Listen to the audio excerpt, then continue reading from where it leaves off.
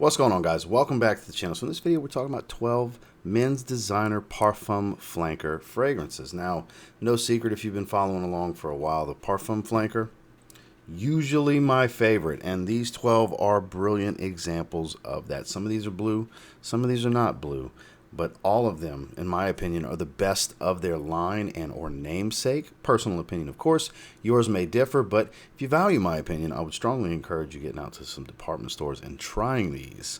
And if maybe you're interested in maybe picking some up, and this was the little push you needed, you already tried them, you already know you like them, and you're looking to get them for a discount, there's always links down below if you want to check them out. If not, let's just have a great discussion about 12 great fragrances. Stay tuned.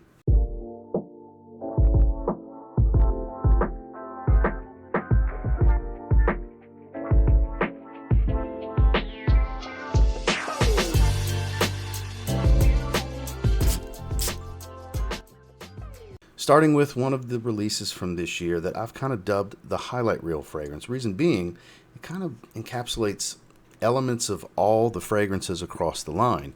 We're talking about Rabanne's Invictus Parfum. Now, the biggest difference here is they have this black soap accord, but aside from that, it's salty, it's herbal, it's bubblegum aquatic, it's aromatic, it's woodsy, it's a touch powdery. It's all those different elements that you get from your Invictus Intense, your Invictus Aqua, Invictus Legend, the legendary flanker in this line for a lot of people.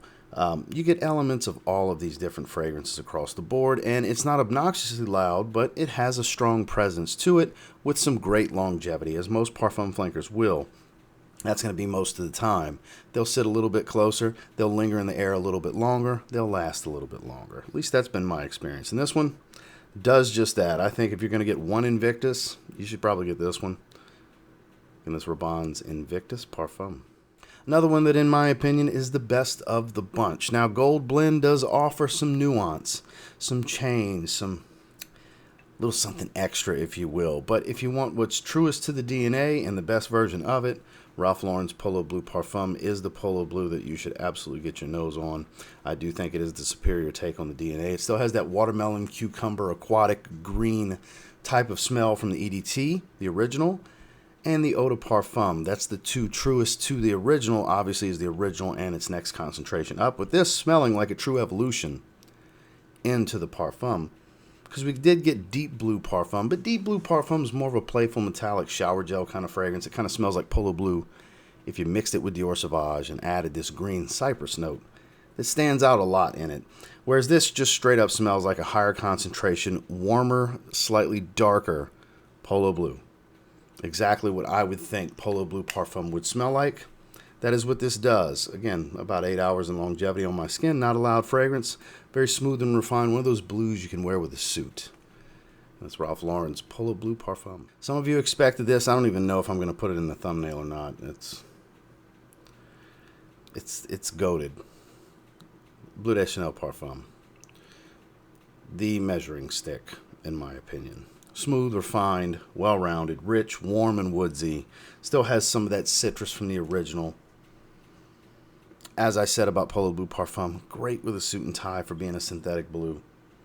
Just everyday wear, signature scent kind of stuff. It does work every season. I've worn this in the high heat in Houston during the summer. It totally works fine. It's not a cooler weather scent like some may think, but it does just fine in the cooler weather. There's another one, not a real loud fragrance. Really good longevity and sillage. Kind of behaves like a parfum, a little bit closer, a little bit thicker, slightly heavier wear. This one does the trick. This is my favorite version of Bleu de Chanel, and I think the only thing that could top it, potentially even, would be an elixir flanker, which they seem to refuse to give me.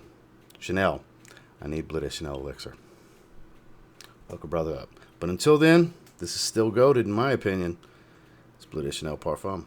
Right back to the well with Paco Rabanne. This is my personal favorite version of 1 Million. We're talking about 1 Million Parfum. Now, this is another fragrance line that offers a lot.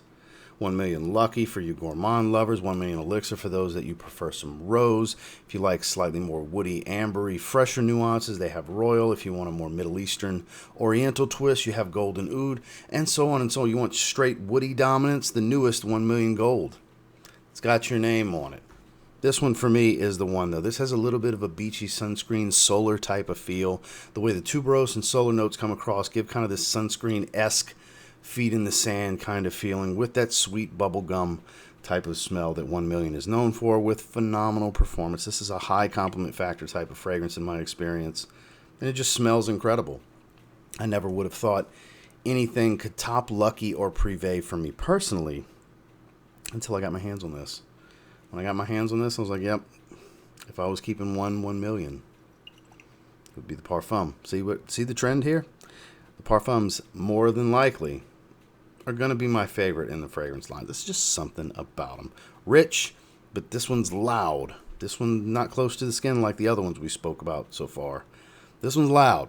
This one's going to pronounce your, hey, I'm here. Can you smell me? Yeah, most people can because it's strong. 1 Million Parfum. Kind of an under-the-radar, unsung hero. Now, I won't go so far as to say it's the best in the line, but I would say it's one of the best in the line. It is Azzaro Chrome Parfum. So Chrome Parfum's all about this fir resin. Very rich, slightly earthy green, dominant accord, but you still get a little bit of that metallic citrus shower gel smell that Chrome is known for. Honestly, that Chrome is famous for, if we're calling it what it is. Another one, really good longevity, pretty good projection, not as close to the skin as some of the others, with some pretty good lingering sillage. Is another one that'll clip 8 hours in performance easily for me.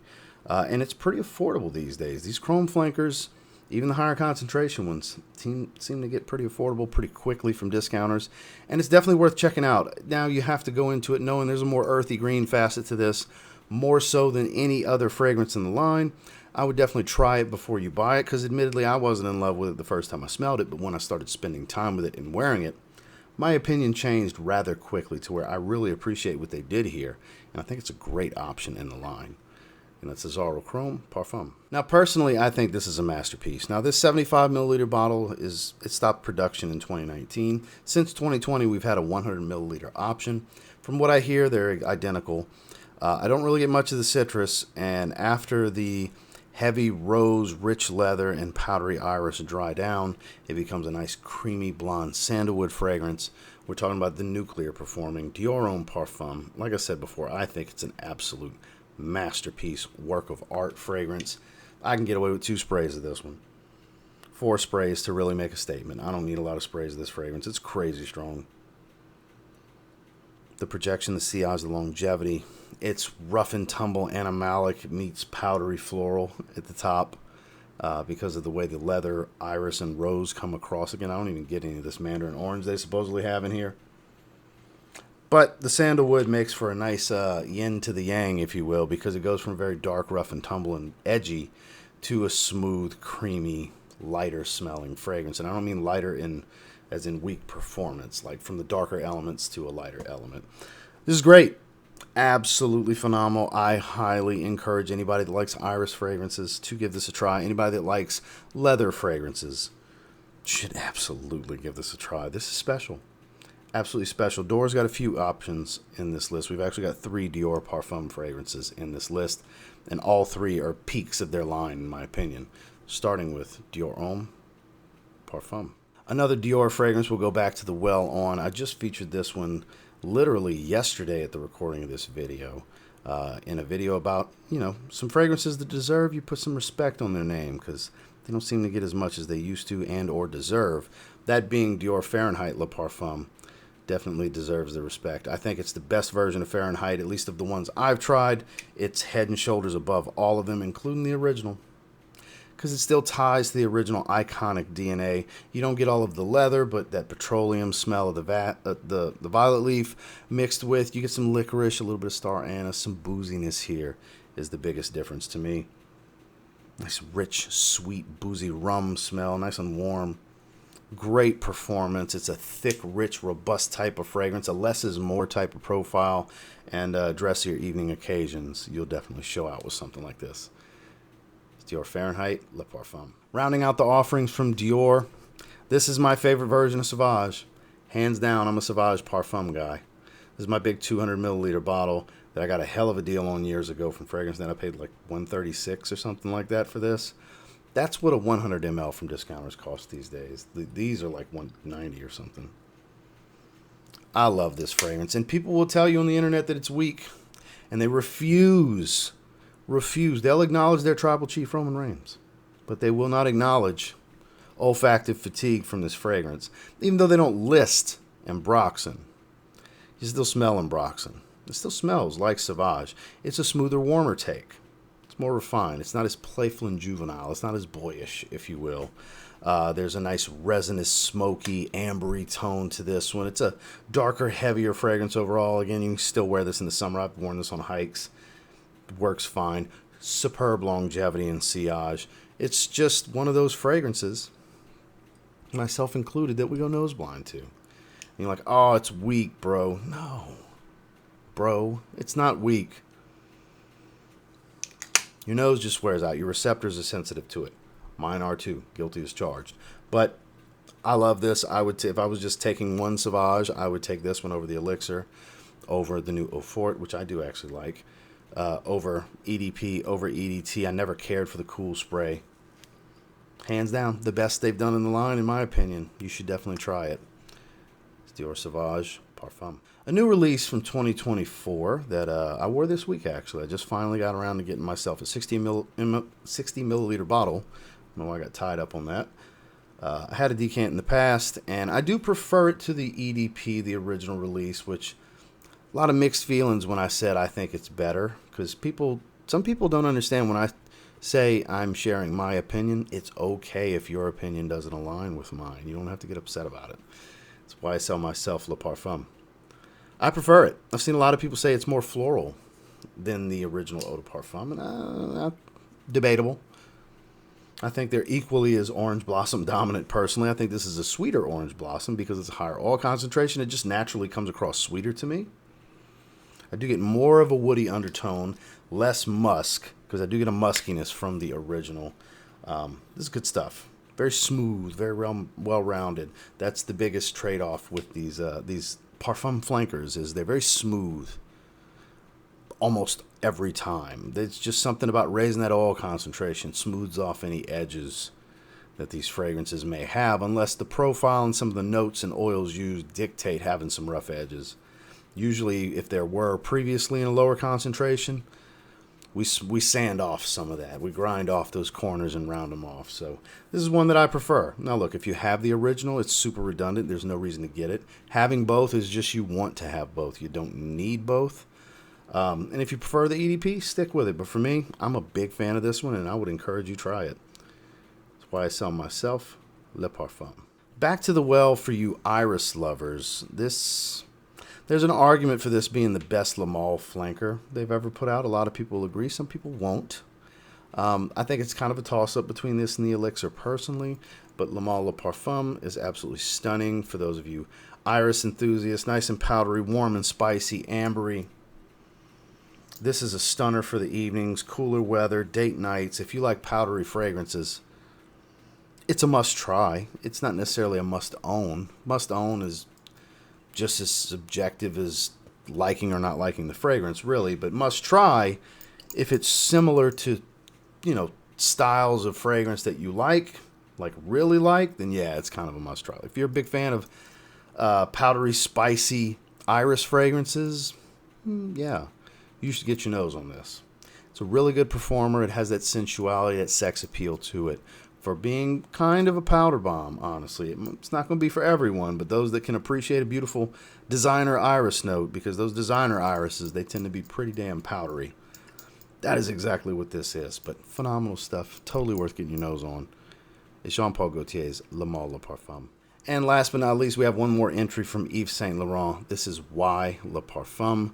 The best that they've ever done in the line, according to me. Some will agree, some won't agree, and that's okay either way. The reason I say it's the best is because you still have the fizzy, bright aldehydes of the Eau de Toilette, the original fragrance that gained popularity to where they even decided to make flankers in the first place. You get the citrus, you get the grapefruit, you still have some of the sweet apple. It's still fresh, spicy, it's musky, there's a little bit of creaminess. Like all the elements, aside from the hefty sweetness of the EDP, it's got all the elements of the Eau de Toilette and the Eau de Parfum, just smoother. It basically smells like a smoother, stronger, I guess slightly more refined EDT. I would relate it more to the formula of the original Eau de Toilette. Then the Eau de Parfum, because the Eau de Parfum is very apple sweet. I wore it literally last week at the recording of this. The Eau de Parfum is still great, but I would take this 10 times out of 10 over it personally. I don't think they'll top this one. They've had several releases in the line since this. None of them have come close to measuring up, in my opinion. It's the one. If you're just going to get one Y fragrance, here's your Y. It's that simple. Get out and try it. You may not agree. You may agree. I know a lot of people do agree with me. I've seen some feedback over the years. It's kind of a must-try. It's something about these parfum flankers. They just bring the magic, right? It's Yves Saint Laurent Y Le Parfum. Well, that's the 12 that I have for you today. And until next time, do me a quick favor. Go ahead and like, comment, subscribe, because I do appreciate all the feedback, and I love hearing from you guys. What's your favorite parfum fragrance? I know there's others that could have went in here.